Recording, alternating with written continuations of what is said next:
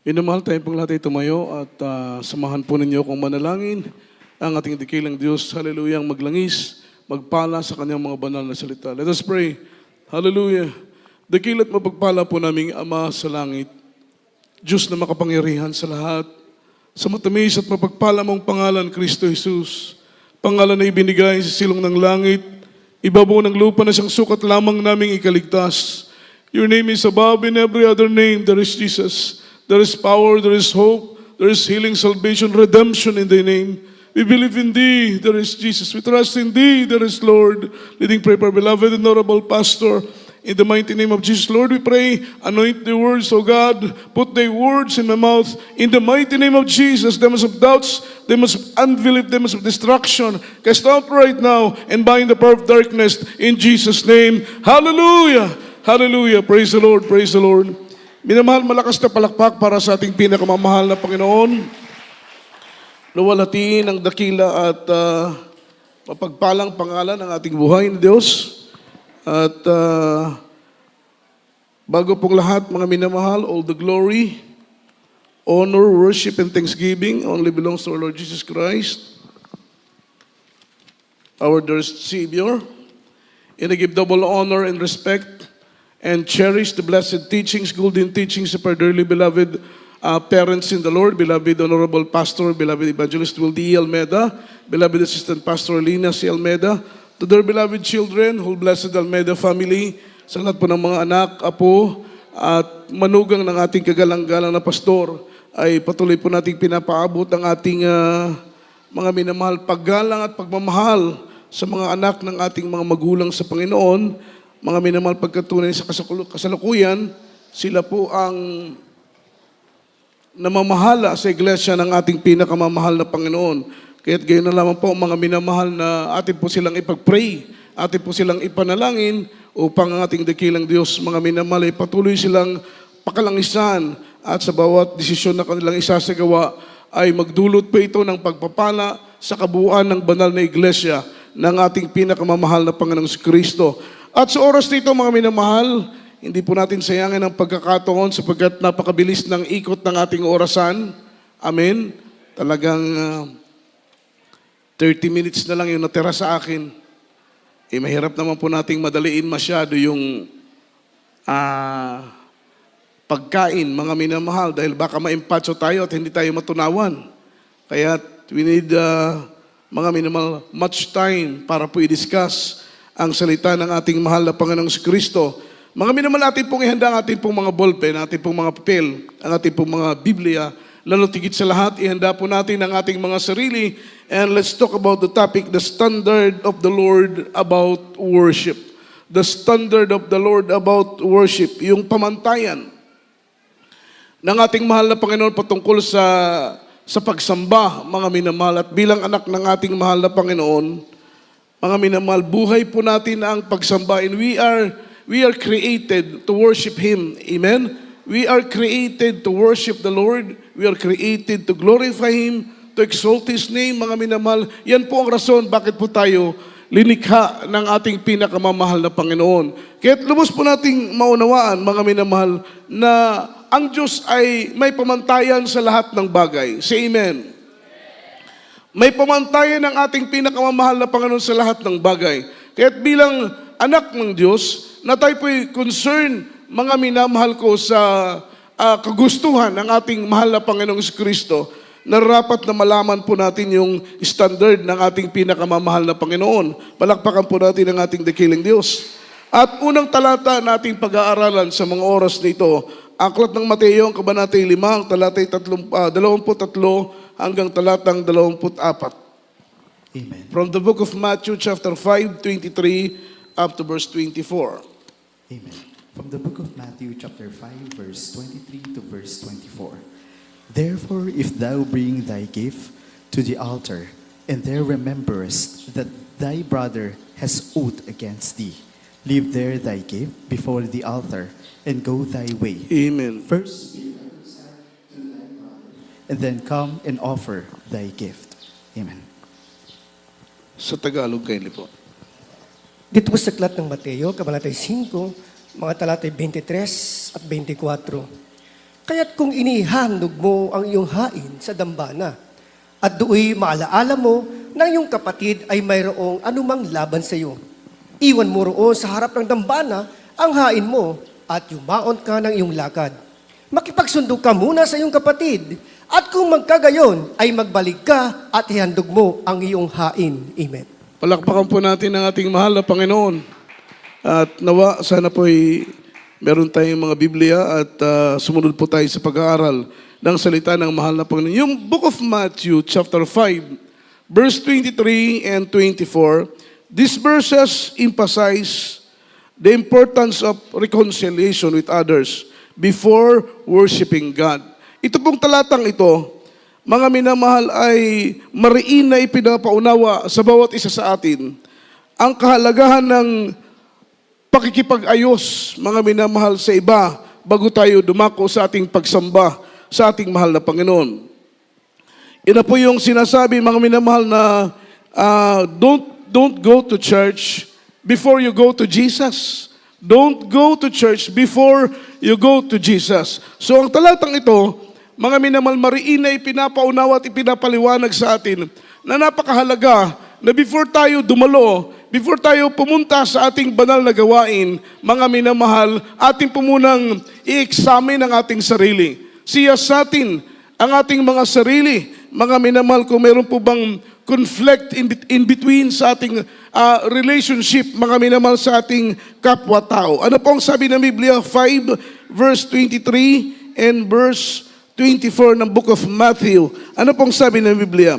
Kaya't kung inihahandog mo ang iyong hain sa dambana, at do'y maalala mo na ang iyong kapatid ay mayroong anumang laban sa iyo, iwan mo roon sa harap ng dambana ang hain mo at yumaon ka ng iyong lakad. Makipagkasundo ka muna sa iyong kapatid, at kung magkagayon ay magbalik ka at ihandog mo ang iyong hain. Mga minamahal, we need to search our heart before we go to church. Say amen. Say amen. Bago tayo lumabas sa ating mga tahanan, mga minamahal, atin po munang suriin, siyasatin ang ating mga sarili, mga minamahal. Baka meron tayong kagalit, baka masama ang ating loob, baka meron tayong paghihinanakit, baka tayo po'y nagtatanim ng galit, o kaya tayo po, mga minamahal ko, ay may kagalit na tao. Sabi ng Biblia, mga minamahal, huwag muna nating ihandog ang ating mga handog, yung pinaka-espesyal na handog na maaari nating maihandog sa mahal na Panginoon, walang iba kundi ang ating sarili. Ang tawag po dyan ay living sacrifice. Palakpakan po natin ang ating pinakamamahal na... Yan po ang pinaka-espesyal na handog, mga minamahal, na hinihintay ng mahal na Panginoon. Ang pinaka-espesyal na handog sa lahat ng handog, na pinaka-asam-asam ng ating pinakamamahal na Panginoon, ay walang iba kundi ang paghahandog natin ng ating mga buhay, paghahandog natin ng ating mga sarili sa ating pinakamamahal na Panginoong Jesucristo. Bagamat ang buhay na ito ay sa Kanya nagmula, nararapat din naman natin itong ialay sa ating pinakamamahal na Panginoon. Palakpakan po natin ang ating pinakamamahal na Panginoong Jesucristo. Ang sabi rito, mga minamahal, if you go to church unreconciled to someone, you are not in the right state of heart to offer a worship to God. Kapag ikaw ay pupunta daw ng church na unreconciled, ibig sabihin, hindi ka nakapag-ayos. Dahil minsan meron pong conflict of relationship, mga minamahal. Minsan nagkakaroon tayo ng mga minamahal, hindi pagkakaintindihan kung kani-kani naman minsan, mga minamahal, sa ating asawa, sa ating mga anak, sa ating mga loved ones, sa ating mga kapitbahay, maging sa ating mga kasama, sa ating mga tahanan, mga minamahal, nagkakaroon po minsan ng unreconciled, mga minamahal. So ibig sabihin, ang gusto ng ating pinakamamahal na Panginoon, before we go to church, mga minamahal, siyasatin natin ang ating mga sarili, at kung may mga taong meron tayong sama ng loob, meron tayong hinanakit, o kaya meron tayong taong nasaktan sa ating mga sinabi, sa ating mga ginawa, mga minamahal, ihakbang natin ang ating mga paa. Dahil sabi ng Biblia, before we offer any kinds of offering in God's altar, mga minamahal, tayo po muna ay pumunta doon sa mga tao kung saan nagkaroon po tayo ng kasamaan ng loob.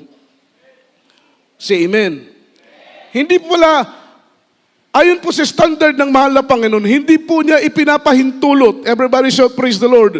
It is forbidden sa ating mahal na Panginoon. Ayaw ng Diyos. Hindi po kalooban ng ating mahal na Panginoon na tayo po'y sasamba na meron tayong samaan ng loob. Amen. Amen. Ayaw ng mahal na Panginoon na tayo po'y sasamba na meron tayong hinanakit. Say amen. Ayaw ng mahal na Panginoon na tayo po'y dadalo, na tayo po'y nagtatampo. Bakit po mga minamahal, ang ating handog ay magiging walang kabuluhan? Ang ating pagsamba ay magiging walang silbi. Ang ating pagpupuri ay magiging walang pakinabang sapagkat tayo po'y naghahandog ng handog na mayroong kapintasan. Palakpakan po natin ang ating mahal na Panginoon. Kapag tayo po'y sumamba na may sama ng loob, kapag tayo po'y sumamba na mayroong hinanakit, mayroong galit sa ating puso, mayroong pagtatampo sa ating mga puso, ang ating pagsamba ay pagsambang isang uri ng pagsamba na mayroong kapintasan.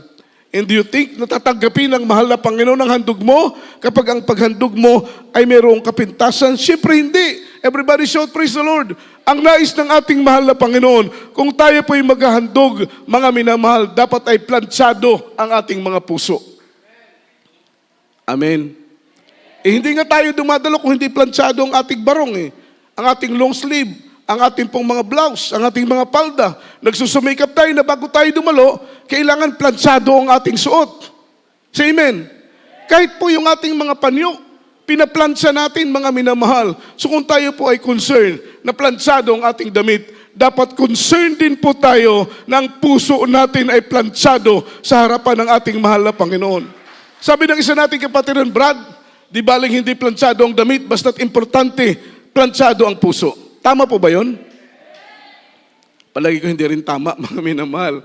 Kailangan plantsado ang puso, dapat plantsado din ang damit. Baka habulin tayo ng plantsa kapag mga minamahal, dumalo tayo na hindi plantsado. Okay lang siguro kung talagang walang plantsa. Okay lang siguro kung matiming na walang kuryente. Amen. Amen. Baka sabihin niyo, Brother Joe, pati ba naman yung pagplantsa, pinakikialaman mo pa?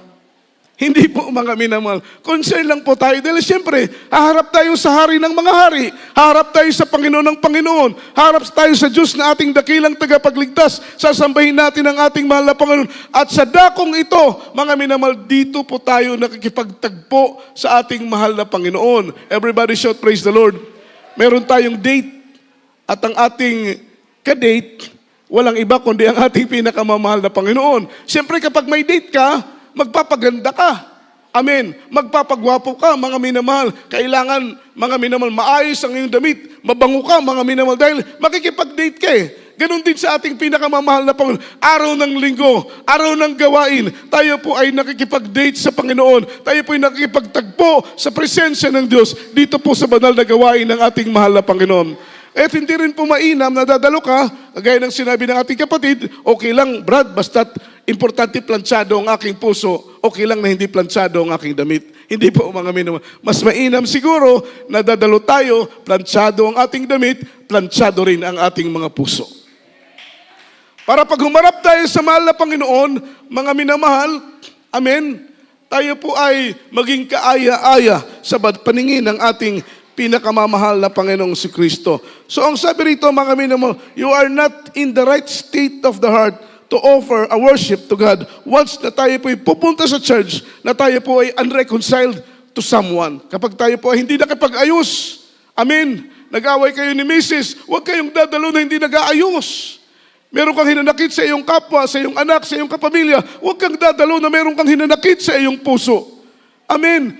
Nagsasayang tayo ng oras, nagsasayang tayo ng pera, nagsasayang tayo ng panahon kapag dadalo ka sa gawain ng mahal na Panginoon na meron kang galit sa puso. Kahit kapag ikaw ay nakakaramdam ng galit, mga minamahal, ito na po yung sinasabi na before you go to church, mga minamahal, tayo po muna ay pumunta sa mahal na Panginoon. Hayaan natin na examine tayo ng Diyos. Linisin ng Panginoon ating mga puso. Humingi tayo ng patawad sa mahal na Panginoon. Tayo po ay manalangin na, Lord, dadalo ako. Araw ng bukas, dadalo ko araw ng linggo. Make me holy, there is Jesus. Make me pure, make me worthy, there is Lord. Upang sa aking pagharap sa iyo, tiyak na bagay ng aking pagsamba ay makaabot sa iyong dakilang luklukan. Palakpakan natin ang mahal na Panginoon. Ang sabi rito, the center of our worship is our heart.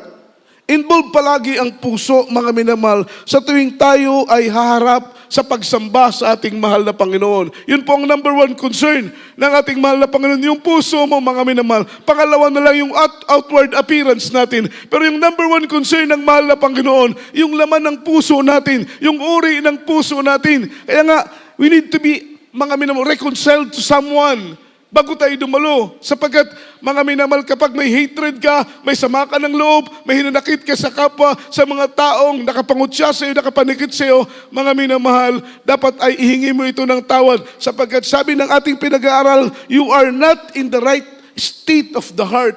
Yung pusong mo ay wala sa tamang estado para sumamba sa mahal na Panginoon, mga minamahal, sapagkat malaking hadlang yung galit, malaking hadlang yung ating pagtatampo, malaking hadlang sa ating pagsamba, yung sama ng loob sa ating pong mga puso. Everybody shout, praise the Lord. At yung sentro ng ating pagsamba, mga minamahal, walang iba kundi ating puso. Involve palagi ang puso natin sa tuwing tayo po'y haharap sa ating pinakamamahal na Panginoon. Matthew chapter 5 verse 8, kindly po, basahin natin. Ang sabi rito, when we worship, make it sure that our heart is pure. Only pure heart can connect to the heart of God. Tanging malinis lamang na puso ang makakakonekta sa puso ng ating pinakamamahal na Panginoon. Basahin natin ang Biblia. Amen. From the book of Matthew chapter 5, verse 8. Blessed are the pure in heart, for they shall see God. Amen. Sino ang blessed? Yung pure heart. Palakpakan natin ng Diyos. Kindly po sa Tagalog. Amen. Dito po sa aklat ng Mateo, Kabanata 5, talata po ay 8.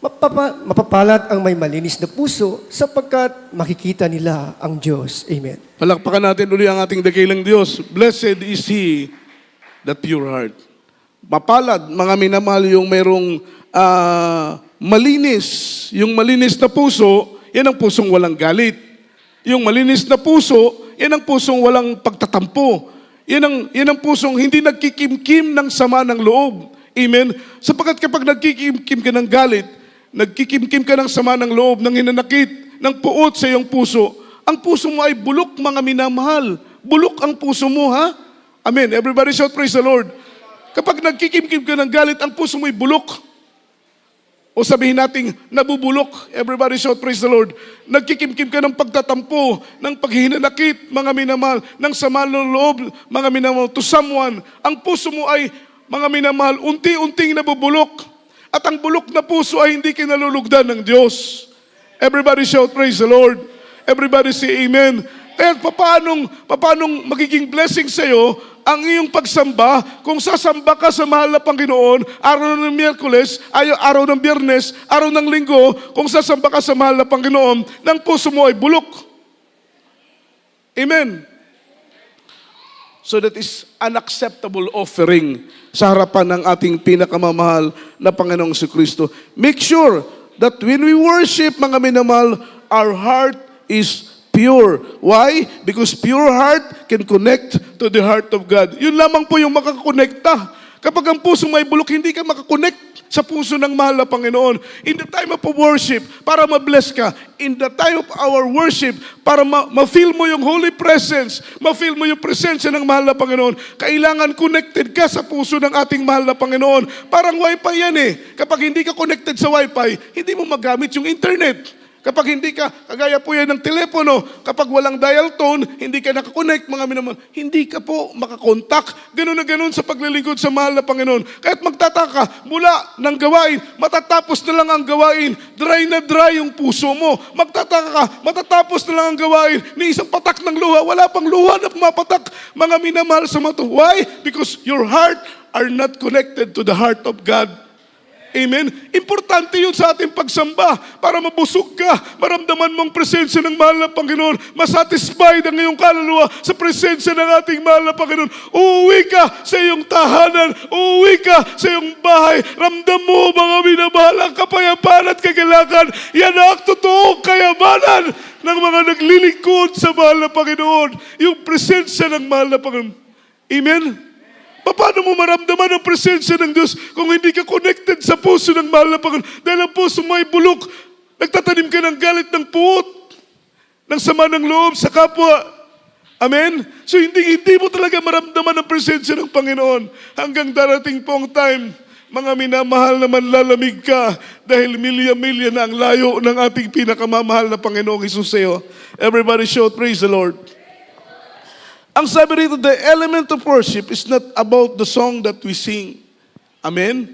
Yung elemento, amen, ng pagsamba. This is not about the song that we sing. Kahit anong kanta na iyong kantahin, hindi po kantang pinag-uusapan dito, mga minamahal, yung motibo ng iyong pagkanta. Dahil kahit napakaganda ng iyong kanta, kung ang puso mo naman ay hindi konektado sa puso ng ating mahal na Panginoon, hindi mo maramdaman ang presensya ng mahal na Panginoon. I-try mong magpuri, i-try mong umawit ng puso mo ay hindi konektado sa mahal na Panginoon. Hindi mo maramdaman yung presensya yung essence ng worship, yung essence ng presensya ng Panginoon. Hindi mo siya maramdaman, mga minamahal. Dahil hindi konektado ang puso mo sa puso ng ating mahal. This is not about the song that we sing. This is not about the instruments that we play. It is about the sacrifice that we offer. It is about the offering that we give, mga minamahal. Doon po nabibless ang Diyos. Doon po nalulugod ang mahal na Panginoon. Doon natatouch yung puso ng ating dakilang Diyos. Dahil sa ating pagsamba, yung principle ng worship, mga minamahal, is to touch the heart of God. Palakpakan po natin ang ating mahal na Panginoon. Dapat nasa isip, nakatatak sa isip natin. Dapat nakatatak sa puso natin. Dapat nakaukit sa puso natin. Dapat nakatali sa ating mga lig, sa ating puso, sa ating pag-unawa. Yung principle ng worship is to touch the heart of God. Dadalo ka dahil gusto mong hipuin ang puso ng Diyos. Atid ka ng Miyerkules dahil gusto mong hipuin ang puso ng Diyos. Dadalo ka ng Biyernes dahil gusto mong hipuin ang puso ng Diyos. Dadalo ka ng Linggo. Magagayak ka ng maaga. Mga minamahal, asikasuhin mo ang sarili mo. Dadalo ka sa gawain because you want to touch the heart of God. Sasamba ka, tutugtog ka, awit ka. Mga minamahal, mangangaral ka ng salita ng Diyos. Yung number one motibo mo, mga minamahal, is to touch the heart of God. Kapag Kristiyano ka, yan ang motibo mo sa pagdalo sa gawain ng ating mahal na Panginoon. Make it sure 100%. Uuwi kang galak na galak. Uuwi kang revive. Uuwi kang comfort ng presensya ng ating pinakamamahal na Panginoon. Nakakalungkot, may mga Kristiyanong galing sa gawain, pero luy-luy ang baga. Amen? Nanghihina, latang-lata, dumalo sa gawain, latang-lata. Dumalo sa gawain ng hihina. Dumalo sa gawain ng lulupaybay. Napaka-imposible. Amen? Sapagkat sabi ng Biblia, ang kalakasan natin ay nasa gawain ng ating pinakamamahal na Panginoong Jesucristo. Na kapag tayo po'y dumalo, ma-revive tayo spiritually, maluwalhati natin, mapuluguran ng Diyos. Sabi ng Biblia, the joy of the Lord is our strength. Ang kalakasan natin, physically, spiritually, ang kalakasan natin nanggagaling sa mahal na Panginoon.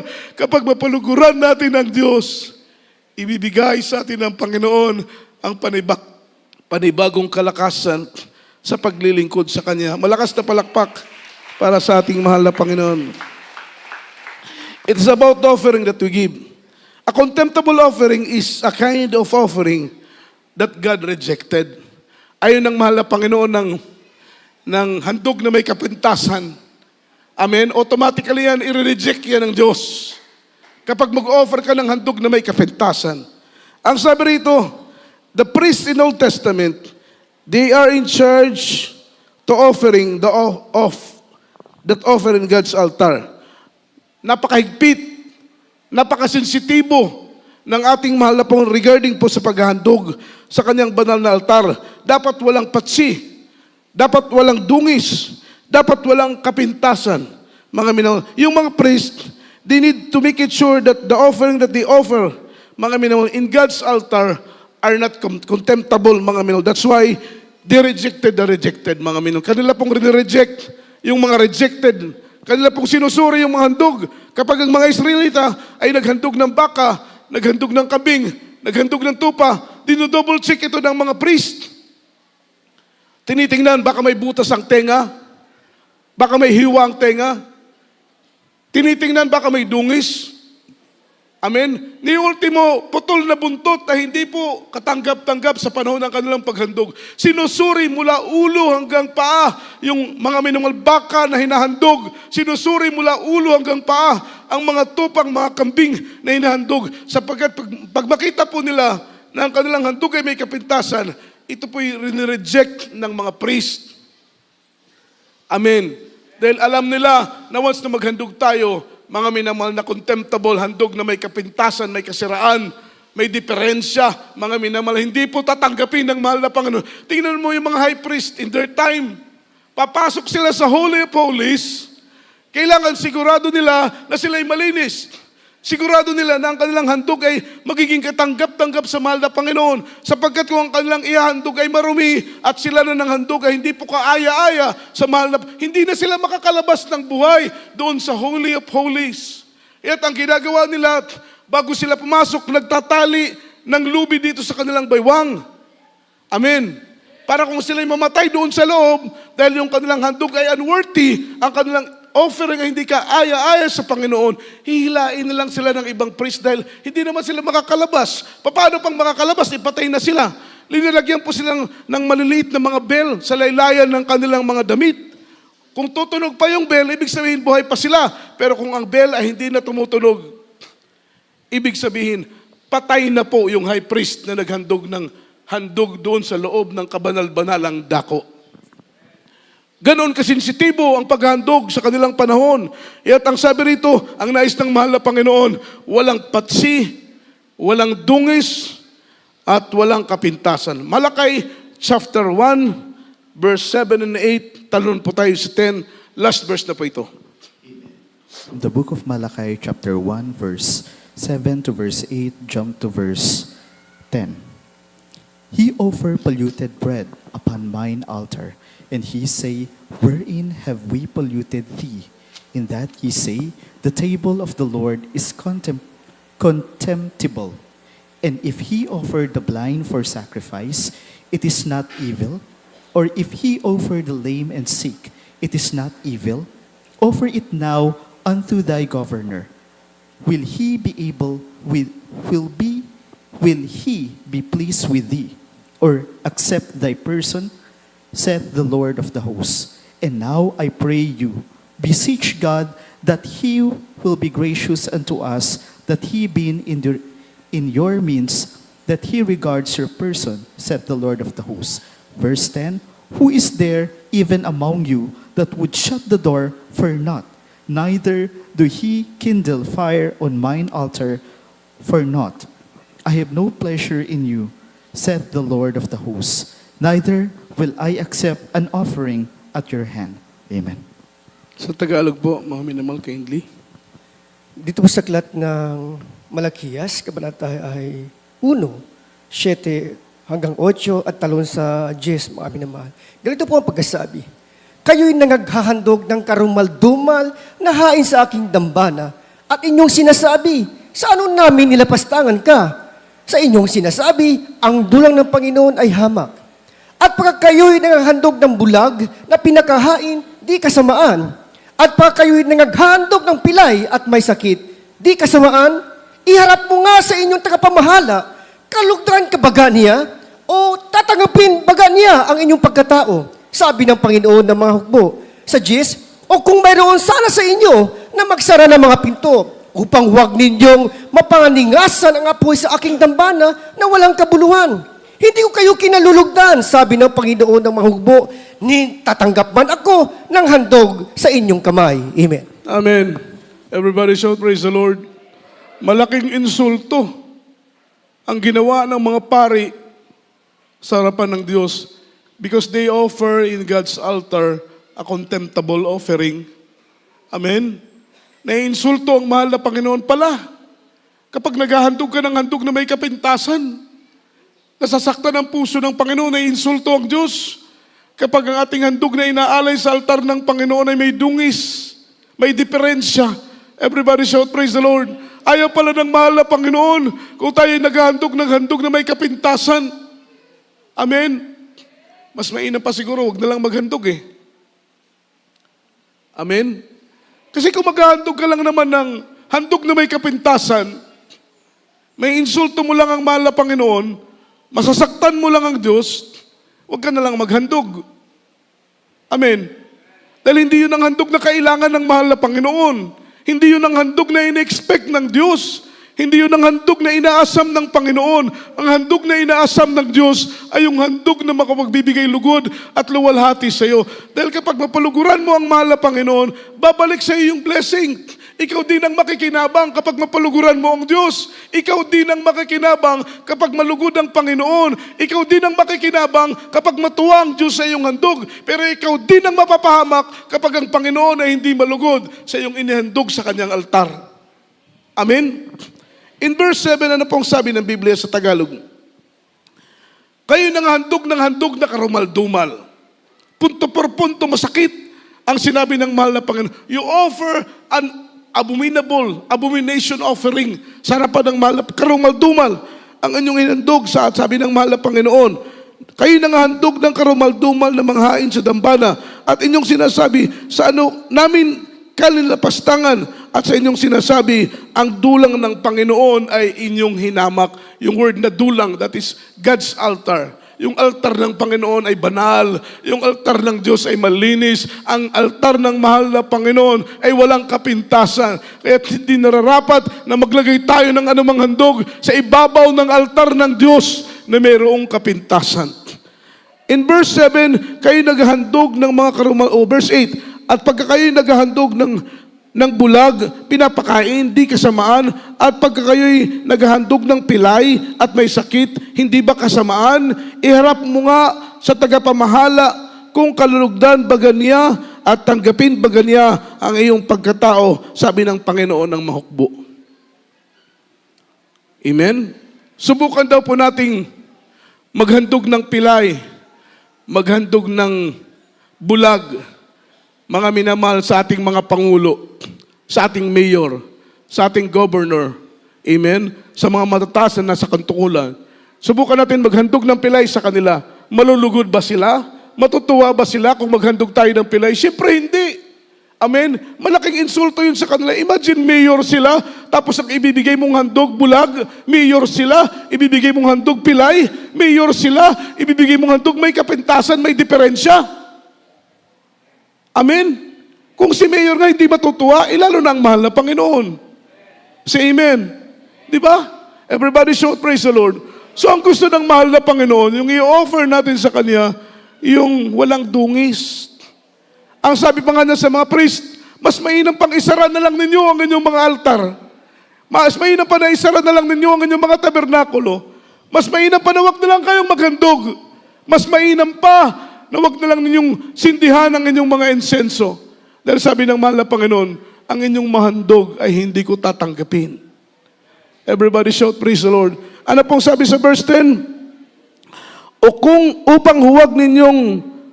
kung mayroon sama, sana sa inyo na magsasara ng pintuan, ay isara ninyo. Upang huwag ninyong papagningasin ang mga apoy sa aking dambana nang walang kabuluhan. Hindi ko kayo kinalulugdan, sabi ng Panginoon ng mahukbo, at kailanman na hindi ko tatanggapin ang mga handog ng inyong mga kamay. So it is rejected sa harapan ng ating pinakamamahal na Panginoon. Ganon ang standard ng Diyos. Amen. Itinuturo natin ito, ipinapaunawa natin ito para alam natin mga minamahal kung ano ang dapat nating gawin bago tayo dumalo sa gawain ng ating pinakamamahal na Panginoon. Dahil kapag masunod natin ang pamantayan sa pagsamba, mga minamahal, tayo rin ang pagpapalain. Tayo rin ang makikinabang ng pagpapala, blessing na galing sa ating pinakamamahal na Panginoong Jesucristo. So ang gusto ng Diyos kapag maghandog ka, yung the best. Everybody shout, praise the Lord. Amen. Huwag tayong maghandog ng may kapintasan. Ibigay natin yung the best na pwede nating ibigay sa ating pinakamamahal na. Huwag nating tipirin ang paglilingkod, minamahal. Huwag natin tipirin ang pagsunod sa kalooban ng Diyos. Huwag natin tipirin ang pagpupuri sa Panginoon. Huwag nating tipirin ang pagsamba sa Diyos dahil kailanman hindi tayo tinitipid ng mahal na Panginoon. Ha? Tinitipid ba tayo ng Diyos? Itaas po yung kamay yung tinitipid ng mahal na Panginoon. Hindi tayo tinitipid ng Diyos. Everybody shout, praise the Lord. Our God, mga minamahal, blessing is more than enough. More than enough. Higit pa sa sapat. higit pa sa pangangailangan mong blessing ng mahal na Panginoon. Nakita na po kayo ng balde na isinasahod, mga minamahal, sa isang gripo. Yung umaapaw siya dahil punong-puno na. Ganun ang blessing ng ating mahal na Panginoon. At hindi tayo tinitipid ng Diyos. Buhay, kalakasan, hininga, pagkain, inumin. Ngayong panahon, maraming tao ang bedridden sa ospital. Minamahal, pero nasaan tayo ngayon? Nandito tayo, taglayang kalakasan para magpuri. Kompleto ang ating katawan, mga minamahal. Kalakasan para gamitin natin sa pagpupuri sa ating pinakamamahal na Panginoon. Maraming taong halos walang makain, namamatay sa gutom, mga minamahal. Amen? Pero tayo, napapanisan pa tayo ng pagkain dahil ang Diyos nagpo-provide sa lahat ng ating pangangailangan. So hindi tayo tinitipid ng Diyos. Everybody shout, praise the Lord. Sobra-sobrang pagpapala, kagalakan, kapayapaan, pag-iingat, proteksyon, katugunan sa mga panalangin. May mga prayers nga tayo, mga minamahal, na hindi natin hinihingi, pero kusang dumarating. Di ba? Napakaraming blessing nating tinanggap, hindi natin hiningi, hindi natin ipinag-pray, pero kusang dumarating sa atin. Ganun ang Diyos magpala kapag ang puso mo'y tapat na naglilingkod sa Kanya. So ibig sabihin, huwag nating tipirin ang ating mahal na Panginoon. Ibigay natin yung the best natin. Ano ba yung the best mo, mga minamahal? Siyempre, yung the best mo, ibigay mo sa mahal na Panginoon. Dahil hindi mo alam ang bukas, hindi mo alam kung buhay ka pa bubukas, mga minamahal. Habang may panahon pa, habang may pagkakataon pa, mga minamahal, ibigay mo yung the best mo sa mahal na Panginoon. Manggagawa ka, huwag mong tipirin ang ibibigay mo sa Diyos. Ibigay mo ang lahat, mga minamahal, para mapuluguran at maluwalhati ang Diyos. Choir member ka, instrumentalist ka, anong part mo sa gawain? Ibigay mo yung the best mo sa mahal na Panginoon. Amen. Naglilingkod, ordinaryo kang kapatiran, ibigay mo yung the best mo sa ating pinakamamahal na Panginoon. Everybody shout, praise the Lord. Diba? Dahil ang mahal na Panginoon, hindi po siya nag-expect ng mga bagay na hindi mo kayang ibigay. Take note, mga minamahal. Mga bagay na hindi mo kayang ibigay sa Kanya. Because God knows our load limit. God knows our capacity. Alam ng Panginoon yung kakayahan natin. Minamahal. Everybody shout, praise the Lord. Palakpakan natin ang ating pinakamamahal. He knows your load limit. He knows your capacity. Alam ng Panginoon kung anong kaya mong ibigay. Yung mga bagay na hindi mo kayang ibigay, alam din ng Diyos. Say amen. Because He is omniscient God. He is omnipresent God. Alam niya kung ano ang kaya mo at alam niya kung ano ang hindi mo kaya. Amen. Hindi nag-expect ang Panginoon na ibibigay mo sa Kanya yung bagay na hindi mo kaya. Dahil alam ng Diyos yun na hindi mo kaya. Ang ina-expect ng Diyos, yung bagay na kaya mong gawin pero hindi mo ginagawa. Yung mga bagay na kaya mong ibigay pero hindi mo ibinibigay. Yun ang ina-expect ng Diyos. Everybody shout, praise the Lord. Kaya mo namang dumalo ng maaga, pero nalilate ka pa.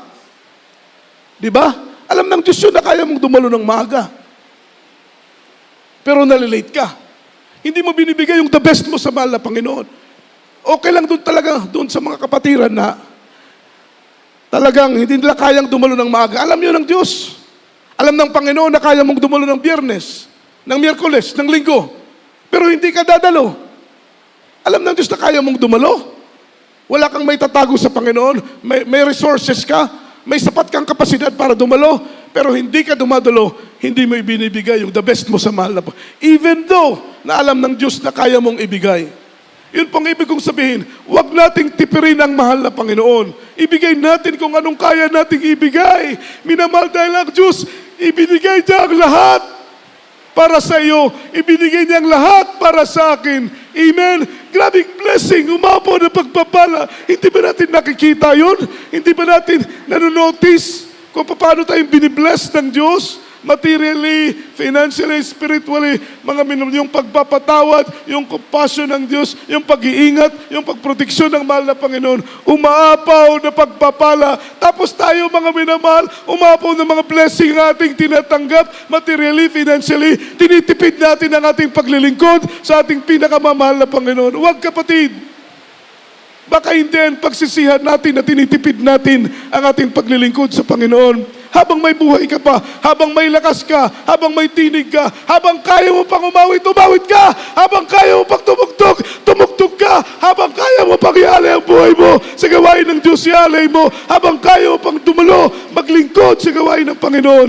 Gawin mo, huwag mong tipirin ang mahal na Panginoon. Dahil mga minamahal, alam ng Diyos kung anong kaya mong ibigay. Nalulungkot ang Panginoon kapag hindi mo ibinibigay sa Kanya yung mga bagay na alam ng Diyos na kaya mo namang ibigay. Naintindihan po ninyo, minamahal? Ulitin ko po, nalulungkot ang Panginoon sa mga bagay na hindi mo ibinibigay sa Kanya, although na alam niya na kaya mo namang ibigay. Yun po ang in-expect ng Diyos. Yung kaya mong ibigay. Yung hindi mo kaya, hindi yan in-expect ng Diyos. Pero yung kaya mong ibigay, kapatid, hinihintay yan ng Diyos na ibigay mo sa Kanya. Palakpakan po natin ang mahal na Panginoon. Everybody shout, praise the Lord. Sa oras na ito'y awitan natin ang ating pinakamamahal na Panginoon. Nawa ang Diyos ay magmulat sa ating puso't kaisipan. Napakahalaga ng ating paglapit sa panan ng Panginoon. Napakahalaga ng ating paghandog sa Diyos. Handog na kaya-aya. Huwag nating tipirin ang mahal ng Panginoon. Dahil kahit kailan, hindi tayo tinipid ng Diyos. Hindi ka tinipid ng mahal ng Panginoon. Abundant blessing. The blessing of the Lord is, mga minamahal, more than enough. Higit pa sa sapat ang biyaya ng Diyos. Awitan natin ang Panginoon.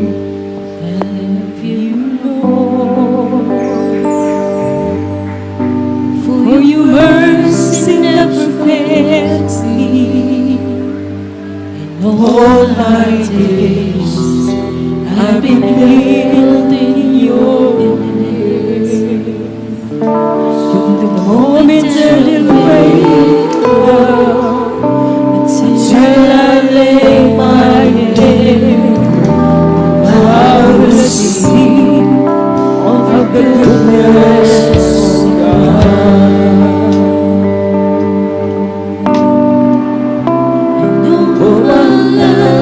In all my life, you have been faithful, Lord.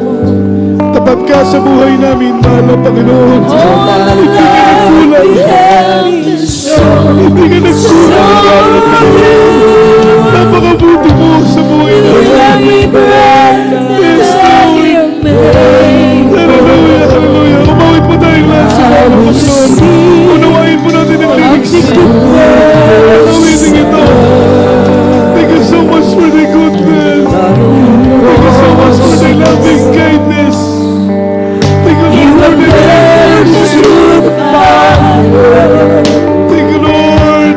Darkest night, you are close like no Yes, Lord. Hallelujah. I know you was a father. I know you was a man. I am believe Umawit tayo sa mga Yes, Lord. all my life you have been faithful. Hindi po sa Tagalog version. Praise the Lord. All my life you have been so good. Hallelujah, hallelujah. With every breath that you make, I will sing of the goodness of God. Mahal kita, Yes, hallelujah. Thank you, Lord. walang hanggan iyong biyayas. Buhay, Oh God. abang ko sa iyong pagkat. Mula sa aking pagbulan hanggang sa pag-ibig, awitin ko Sabay-sabay tayong magpuri. Sabay-sabay tayong umawit sa mahal na Panginoon. Ibabot natin ang ating pagsamba sa ating dikilang Diyos. ika'y tapat sa buhay. Thank you, Lord. Hallelujah. Ika'y mabuti magpagpagalaman. Hanggang ako ay nabubuhay. Awitin ko ang Hallelujah. kabutihan ng Diyos. Hallelujah.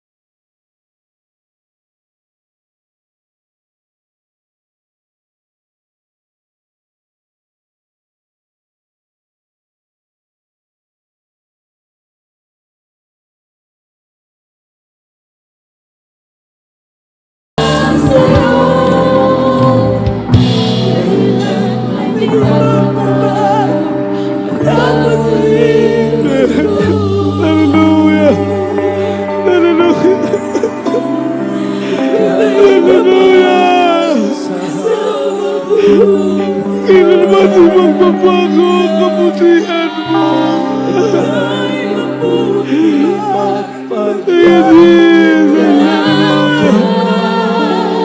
Hallelujah.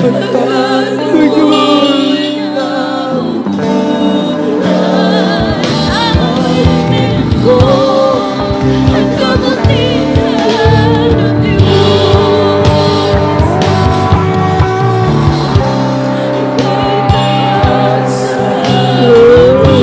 Thank you, Jesus.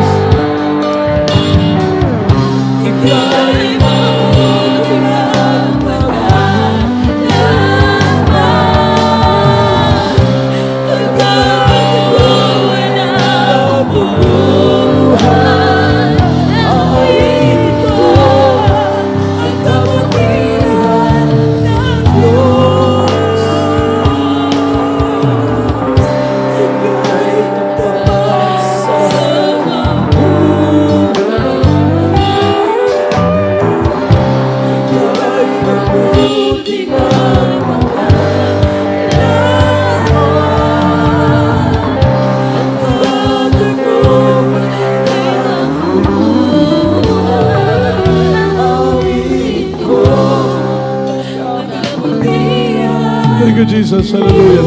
Thank you, Jesus. Puri ka, mahal na Panginoon.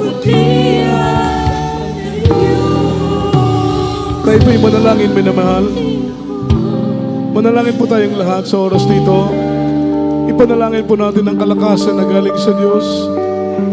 Maunawaan nating lubusan yung standard ng pagsamba sa mahal na Panginoon, na sa ating pagsamba, tiyakin natin na ang ating handog ay maging kaaya-aya, maging katanggap-tanggap sa Diyos. Manalangin po tayong lahat sa oras nito. Mapagpalang Diyos ang manamin sa langit sa oras nito. Gabi na rito, nagpapasalamat kami sa mga salita mo naming napakinggan sa araw na ito. Na patuloy mong ipinapaunawa sa amin ang kahalagahan ng aming pagsamba, ang pamantayan sa aming pagsamba, ang sukatan sa aming pagsamba. Turuan mo kami ng lubusan upang sa tuwing kami lalapit sa iyong trono at paghandog ng aming mga handog ay maging katanggap-tanggap ito sa iyo at ito'y magdulot ng biyaya at pagpapala sa bawat isa sa amin. Sa pangalan ni Jesus, Amen, Amen.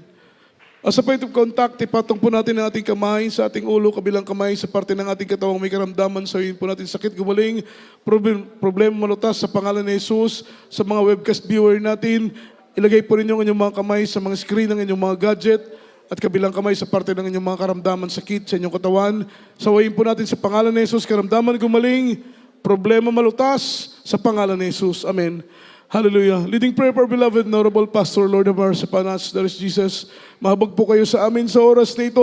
Iunat po ninyo inyong mapagpalang kamay sa aming mga ulo. Anumang karamdaman ay gumaling, problema ay malutas. Sa pangalan ni Jesus, cast out right now demons of doubts, demons of pride, demons of carnality, stubborn spirit, poverty is begun, sickness be healed, demons of leukemia, cancer, TB, diabetes, anumang karamdaman, demonyo ng cancer, gumaling ka. Mga panghina, panlupaypay, mga panlalamig, pag-alinlangan, cast out right now. Cast out in Jesus' name. Hallelujah, hallelujah, hallelujah. Praise the Lord. Minamahal, palakpakan po natin ang ating dakilang Diyos. At sa oras na ito tayo po lahat ay tumayo. Itaas po natin ating dalawang kamay. Tayo po lahat ay tumalo ng 3 beses, sumigaw ng 3 beses. Mga minamahal, from the top of our voices, purihin natin at luwalhatiin ang ating dakilang Diyos. Hallelujah, praise the Lord. Hallelujah, praise the Lord. Hallelujah, praise the Lord. Say, I love you, there is Jesus. I love you, there is Jesus. And I love you, there is Lord, praise the Lord. Purihin po ang ating mahal na Panginoon. At para po sa ating minamahal na bisita, tanggapin po ninyo ang ating mahal na Panginoong Isus. Meron po tayong 4 na reglamento ng kaligtasan. Ang unang-una ay pananampalataya. Faith cometh by hearing and hearing by the words of God. Kailangan mong dumalo ng dumalo para magkaroon ka ng pananampalataya. Amen? Yung pangalawa ay godly repentance, heartily devotion unto the Lord. Yung pagsisisi na hindi galing labi lang, kundi pagsisisi ka ng paghinulsol nga gikan sa imong kasing-kasing. Yung pangatlo ay bautismo sa tubig sa pangalan ni Jesus. Ikaw ay ilulubog sa tubig, kagaya ng mahal na Panginoon, nang siya nag-edad ng 30 years old, siya po'y pumunta kay John the Baptist at doon po siya tumanggap ng binyag sa tubig mga minamahal sa Jordan River. At ang pang-apat ay bautismo sa magitan ng banal na Espiritu Santo. So tayo po'y manalangin, sumunod ka sa aking panalangin, taas mong iyong dalawang kamay, pikit mong iyong mata. Sabihin mo, mahal na Panginoong Hesus, ako po ay narito sa iyong banal na harapan. Ako po ay nagsisisi sa aking mga nagawang kasalanan mula sa aking pagkabata hanggang sa oras nito. Panginoong Hesus, tinatanggap kita na aking Diyos, Hari at aking tagapagligtas. Panginoong Hesus, isulat mo ang aking pangalan sa aklat ng buhay kasama ng aking buong sambahayan. Amen and amen. Kami po manalangin para sa iyo. Mapagpalang Diyos, Ama namin sa langit, makapangyarihan sa lahat sa oras nito. Dalangin namin, Panginoon, aming kapatid na tumanggap sa iyo. Kahabagan mo po siya, mahal na Panginoon, bigyan mo po siya ng pagkakataong makilala ka, mapaglingkuran ka, at maranasan niya, Panginoon, ang mga bagay naming naranasan mula na naglingkod kami sa iyo. Isulat mo ang kanyang pangalan sa aklat ng buhay, kasama ng kanyang buong sambayan. Sa pangalan ni Jesus, sa pangalan ni Jesus. Amen and amen. Praise the Lord. Kylie po, pwede na po kayo makabalik sa inyong mga kinaupuan. At aking binibigyan buong pagkakataon para po sa ating announcement kay Lee at the beloved brother Joshua. Amen. Praise the Lord. My brother shout, praise the Lord. Puri ni dakilang Diyos. God bless po sa ating beloved preacher, Kuya Jojo Abad, sa pagdala po ng banal na mensahe ng ating pinakamamahal na Panginoong Kristo. Amen. Lahat po ng mga pinagpalang Kristiyano magsabing, praise the Lord. Amen. Bago po tayo magpatuloy mga minamahal, tayo po ikukuha ng ating special love offering. Handog po sa ating pinakamamahal na Panginoong Jesus. Amen. Tayo po idadako sa panalangin mga minamahal kung atin na mo binibigyan ng buong pagkakataon ating beloved brother John Harold Francisco. Praise the Lord. Tayo po lahat ay tumayo mga minamahal sa pagpanalangin po sa ating pinakamamahal na Panginoong Jesus.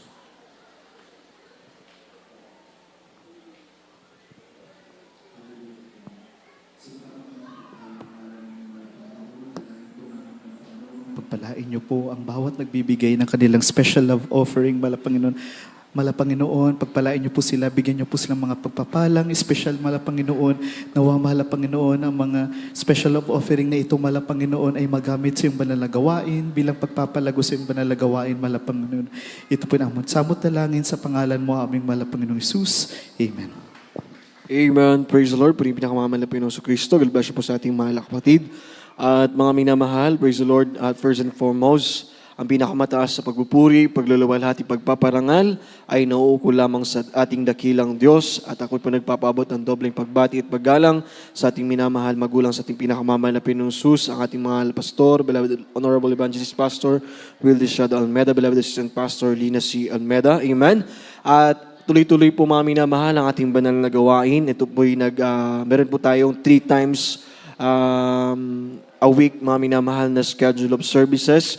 Araw po ng Miyerkules, Biyernes at Linggo. Sa araw po ng Miyerkules, mga minamahal, ito po'y nagsisimula ng alas 4 ng hapon at ito po'y nagtatapos sa alas 8 ng gabi. Sa araw po ng Biyernes, mga minamahal, ang ating pong overnight service. Ito po'y nagsisimula ng alas 10 ng gabi at tayo po'y natatapos sa alas 3 ng madaling araw.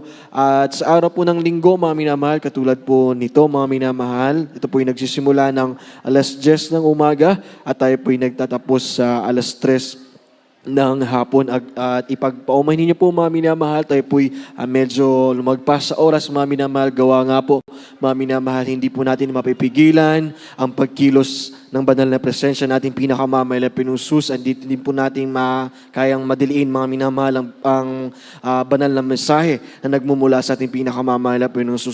Amen.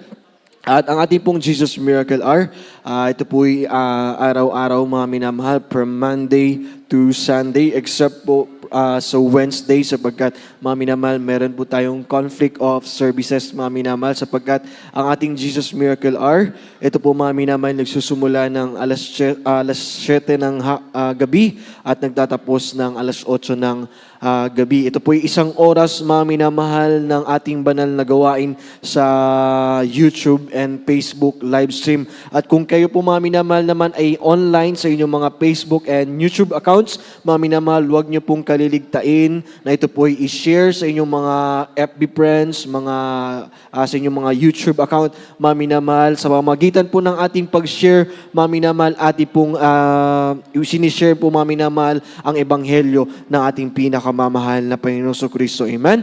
At kung wala na po tayong mga karagdagan ng mga anunsyo magmula po sa ating mga beloved preachers, at ating pong beloved sisters, information, mga minamahal, praise the Lord. At tayo po lahat ay mag-ingat, mga minamahal, sa ating pong pansamantalang paghihiwalay, mga minamahal, sa lahat po ng mga magmamaneho, amen, sa kanilang mga kanya-kanyang mga sakyanan, amen, mga sasakyan, mga 4 wheels, 2 wheels, 3 wheels, vehicle, mga minamahal, kayo po ay mag-ingat, mga minamahal, amen.